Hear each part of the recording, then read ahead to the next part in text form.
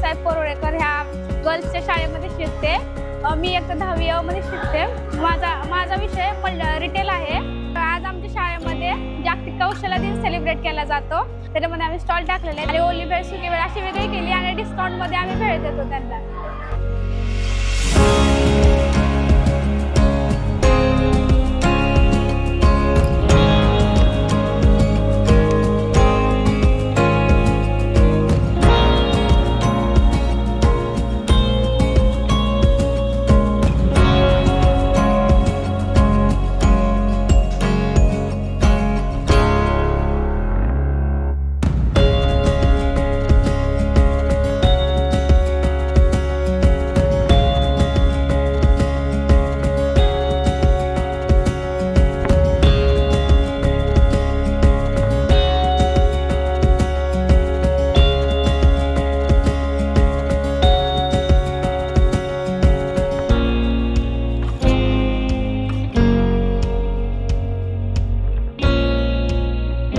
आज मी इडलीचा स्टॉल लावलाय।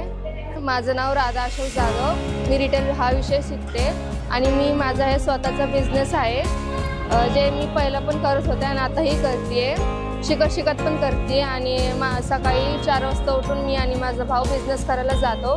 मग तिथनं आलो मग शाळा शिकते। नमस्कार, मी अनिता सहदेव शिंदे। माझी मुलगी वैष्णवी सहदेव शिंदे इयत्ता 10वी मध्ये शिकत आहे।